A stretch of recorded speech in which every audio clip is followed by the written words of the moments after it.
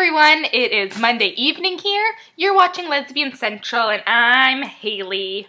This week, what we're doing is we are each listing off top 10 lesbian things. So it can be top 10 lesbian anythings, top 10 lesbian foods, top 10 lesbian pets, top 10 lesbian clothing items, top 10 lesbian celebrity crushes.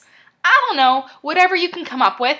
Each girl this week gets to pick their own. So what I'm gonna do is top 10 lesbian date spots. I wrote down a list, preparation is key. They're in no particular order, just the order that my brain came up with. Number 1, which is the one that I've been on the most. Going to a cafe for coffee and then going to like a park or going on a walk. You just get to walk and talk. You don't really have to look right at each other, so that kind of like stress and pressure isn't there. And if you run out of things to talk about, do what I do and talk to the animals around you.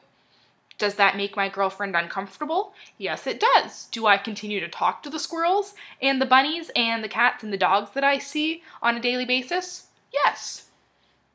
Number 2 is a farmer's market. Now, I know all y'all lesbians love your co-op markets and farmer's markets and shit. I was supposed to go to a farmer's market today. That's what I was going to do, actually. I was going to pick up some fresh produce.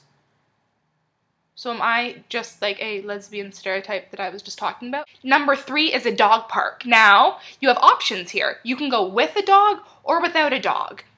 Doesn't really matter. Number 4 is a cat cafe. Now, I was supposed to go to one of these in Montreal. We went there. My girlfriend was going to surprise me.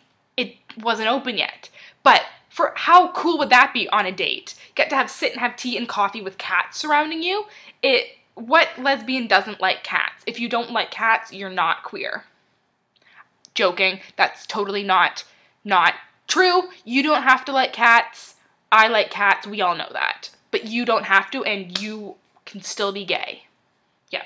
Number 5 of the lesbian date spots, your parents' house. We know that lesbians have a tendency to move fast, so why not just have your first date at your parents' kitchen table with them sitting around, maybe grandma's at one end, grandpa's at the other end. You have all your family pets, you have your cousins and your aunts and your uncles. Get it all done the first time you meet. Second date is a proposal. Number 6 is a U-Haul parking lot. Again, why waste the time of going on numerous dates, getting to know a person, courting them, going through like the typical dating rituals? Why not just skip all of that, meet at the U-Haul parking lot, pack your shit up, and then move in? Good luck, guys. Number 7 is a bookstore. I have seen many of first dates, or what I assumed to be first dates, at a bookstore. You get a hot beverage. I don't know why a lot of my date spot ideas involve a hot beverage. You can get a frappuccino if you'd like, an iced coffee. You do you.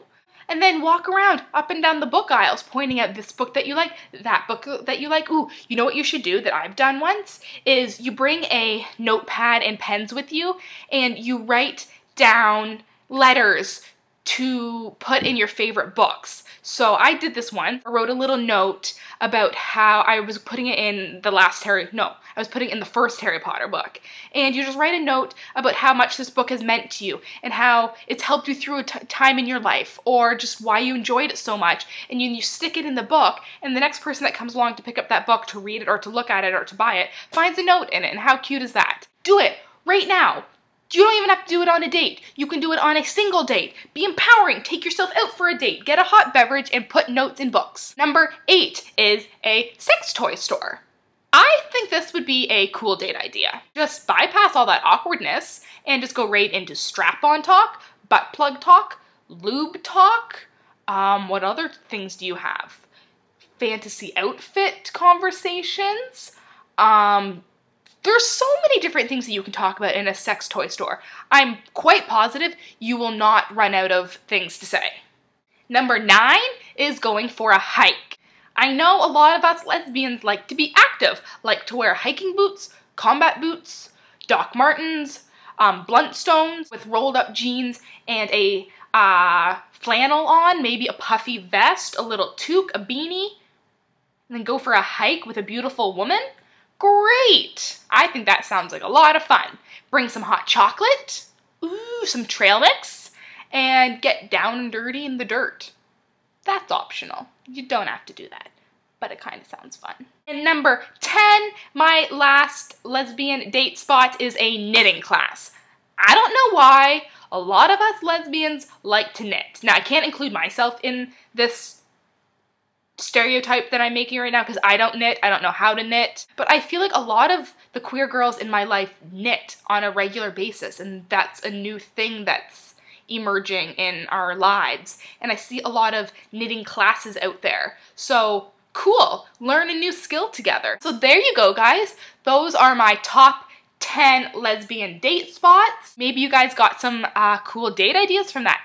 I don't know. I would like to hear in the comments below some of the other typical lesbian date spots that you guys can come up with. I would love to hear about some of your awesome first dates, some of your not so awesome first dates. I like to hear about your guys' lives. Also, keep commenting on topics that you would like to hear us talk about in upcoming weeks. And, you can comment on anything else you like. Do you like this new view of my apartment? Do you like my shirt? Do you like my lipstick? Do you like the weather?